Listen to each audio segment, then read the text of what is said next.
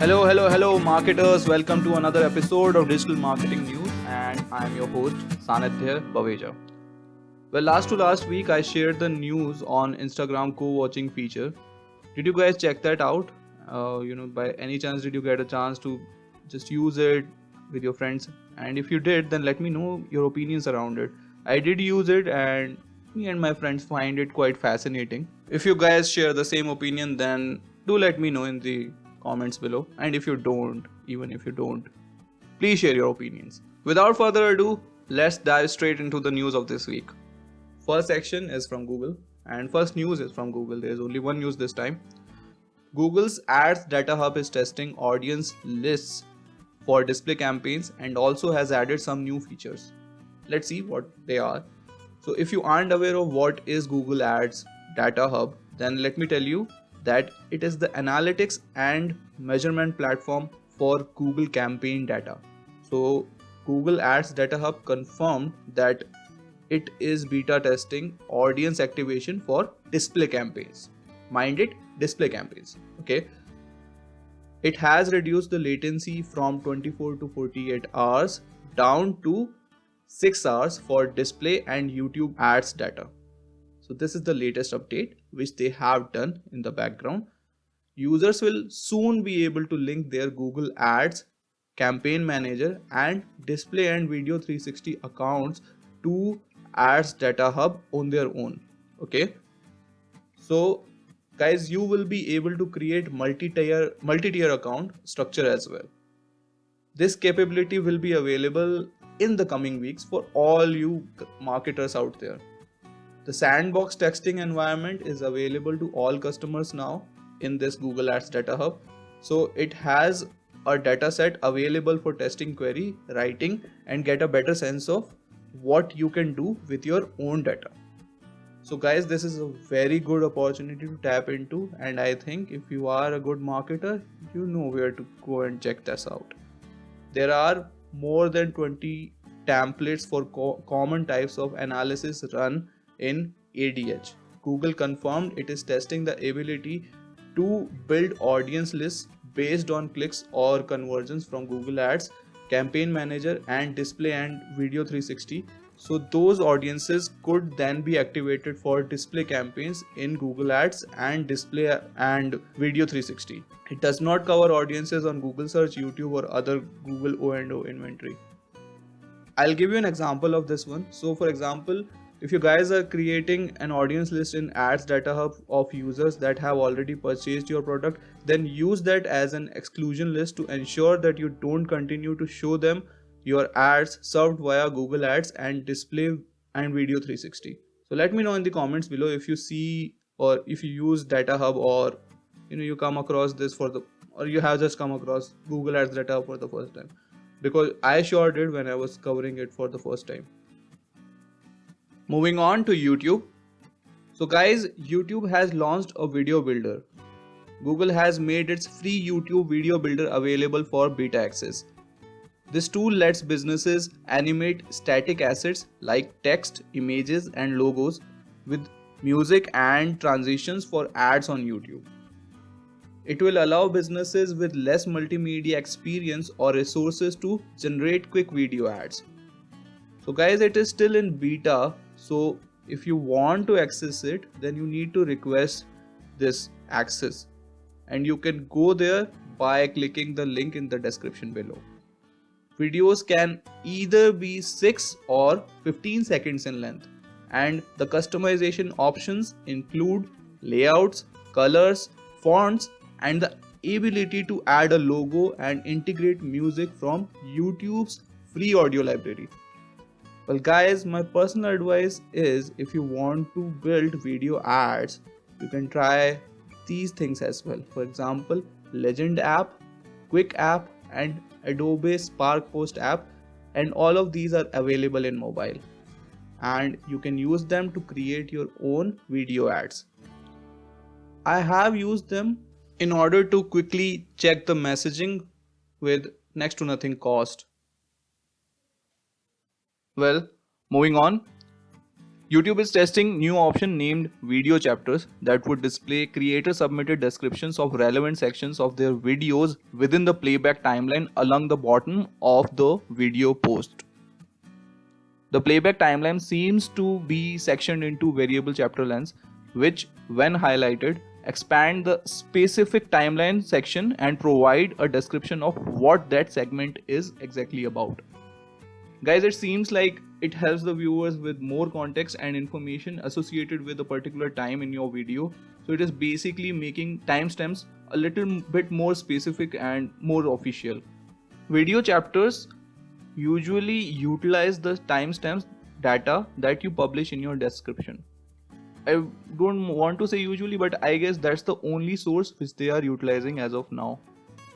So guys, in future it might be used for YouTube SEO purposes as well. So I think if you aren't already doing this, then you should start segmenting videos with a timestamp in your description. Moving on to our social media section, where Facebook is testing longer lasting stories.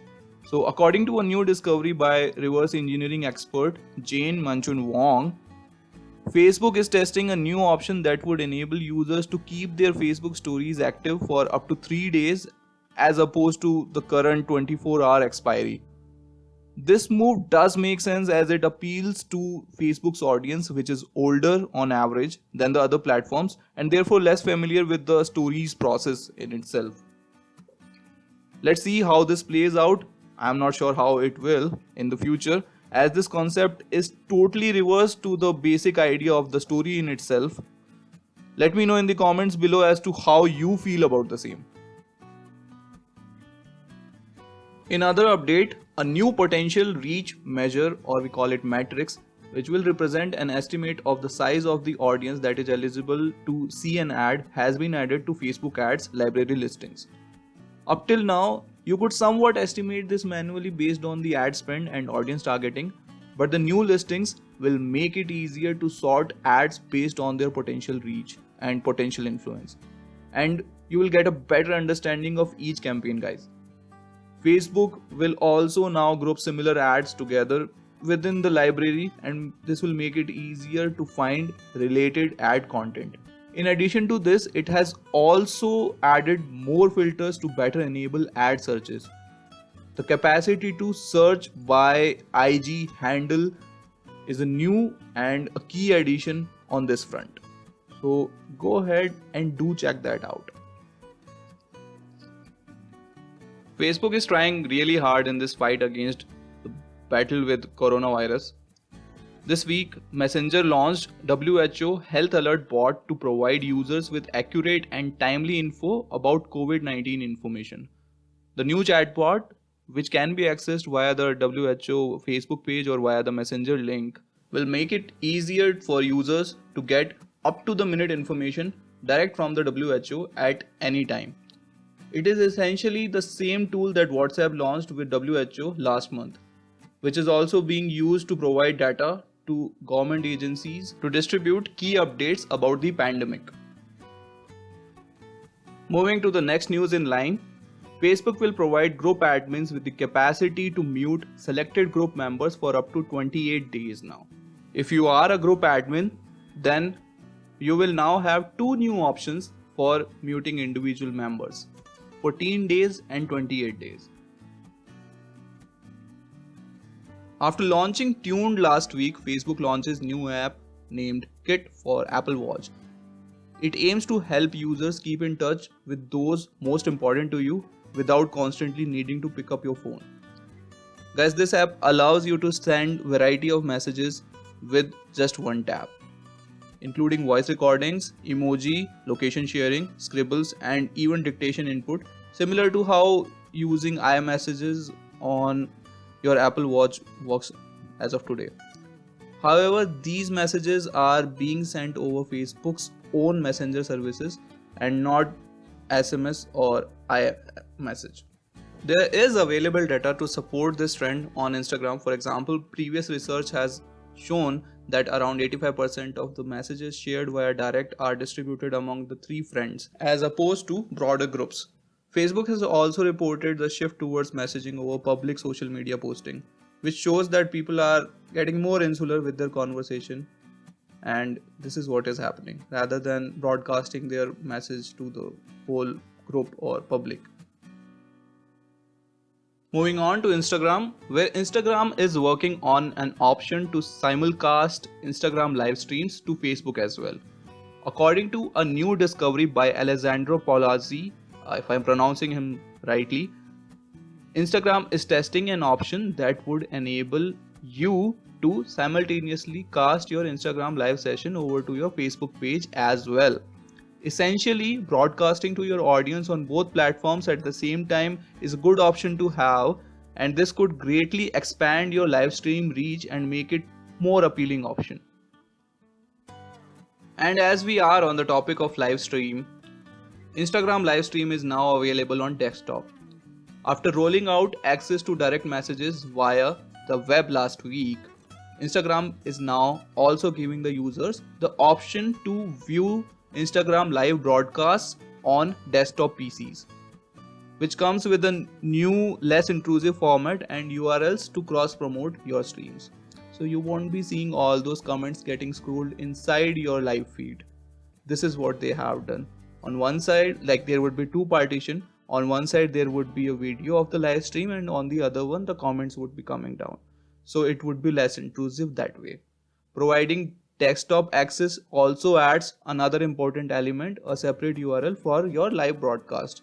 So that means that when you do go live, you can now cross promote your stream on other platforms as well with a direct link, as opposed to simply directing your fans to head over to Instagram and check your stream. So now you can professionally put the link across all the platforms and everyone would be able to join you. Now putting our attention to IGTV, where there are a lot of updates, and this one is the first. The IGTV home screen will now feature a popular creator up at the top in a sort of showcase frame. The creator highlighted to you will be based on your usage. So Instagram is also adding a new Discover tab, providing a more specific way for users to navigate the app and likely highlight the top creators once again.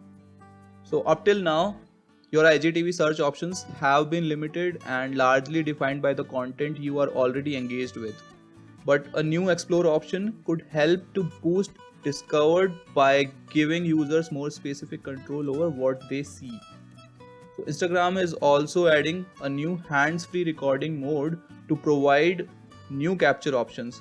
So you can tap the video icon on the top left corner to create and upload videos on the IGTV instantly. It is also adding an important cross-promotional update as well. Now, when an IGTV creator posts a link to their IGTV video in their Instagram story, the first 15 seconds of the video will play with a swipe up link to see the rest, as opposed to the current freeze frame from the IGTV clip. In another element of the broader IGTV push, Instagram is also adding a new option to easily upload the video of your Instagram live streams to IGTV after completion of the broadcast. So basically, Instagram is also setting up a lot of options in order to get you monetized, because of IGTV they had got really high hopes initially when they launched IGTV, but IGTV hasn't delivered anything till now, and that's why Instagram is pushing it again to see if they are able to survive it and putting in some more options in order to lure the creators over to this particular platform and monetize it. Moving on, Instagram is testing a new challenge sticker for stories, which would enable users to call on their connections to participate in visual competitions, prompting more engagement eventually.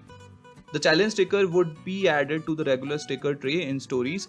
So when they are applied, you would be then prompted to tag friends to participate. There is also an option to search challenges within the hashtag field based on the trending content, which appears as a dialog box or the search bar at the bottom of your mobile. Do you feel this is a way of Instagram to combat the wide popularity of TikTok or the gaining popularity of TikTok? Let me know in the comments below if you feel the same or you feel like that. So guys, next update is for SMB owners who are hugely affected by COVID-19. So Instagram has added gift card, ordering and fundraising tools to help businesses. So after they were spotted in testing last month, Instagram has now officially announced this addition of its new gift cards, food orders and fundraiser tools for stories and profiles, which will provide businesses impacted by COVID-19 shutdowns with another way to generate income during the ongoing crisis. So businesses can share new gift cards, food order and fundraising stickers and stories and on their profiles. When you see gift cards or food orders, you can tap to make your purchase through the partner's site. Fundraisers, when tapped, will open the Facebook to a personal fundraiser created by the business owners or their supporters. So the new gift card and food ordering options are available in US and Canada starting today and will be rolled out globally in coming weeks. Moving on to Pinterest, where Pinterest expands partner program to help more brands maximize their pin efforts. With shopping activity on the rise on Pinterest amid COVID-19 lockdowns, the company has this week announced an expansion of its Pinterest partner program. So with a range of new additions to assist brands with their own platform advertising, e-commerce, creative elements and much more. So Pinterest wants to become the destination for personalized shopping with a broad range of artisans and handmade products which appear in search results alongside more familiar brands. And this news is very big, so I haven't covered it over here. I would request you to refer to the show notes and go through the article which I have linked over there, because this is a very big news which I could have covered over here. Moving on to Reddit. Reddit updates its political ad policy. So the first edition is a new rule which will require politicians to leave comments, switched on their advertisement on for like it has to be on for all of their ads for at least first 24 hours after the launch of that particular ad. In addition to this, Reddit has also announced a new subreddit dedicated to political ads transparency. So this will list down all the political ad campaigns running on Reddit with data which is since January 1st 2019. What do you think about the same? Let me know in the comments below if this will increase the transparency, or do you think there is another way, or there are more ways through which they can increase transparency. Also, I hope you all are aware of what has happened to the affiliate marketing program from Amazon. And if you are not, then I am attaching a YouTube video which covers exactly that in detailed manner. Check that out if you want clarity on the same, or what has changed, or how much impacted you would be from that. And just go ahead and check that particular YouTube video out. Well, thanks for sticking around, and here's a bonus for you. If you are the owner of an SMB, then Pinterest invites SMBs to share their small business stories with them, and if you'd like to see your brand being featured on Pinterest shop, then you can definitely go ahead and submit it. I have linked the page in the show notes where you can click and submit the story. So it would be great way to set up another channel, in order to hit the revenue goals. Anyway, this was all for the week, and if you find this particular show useful, then do share it with your friends, subscribe to the channel and leave your valuable comments below, and I definitely want feedback from you guys. Thank you guys. Stay healthy, stay safe, stay indoors. Bye bye.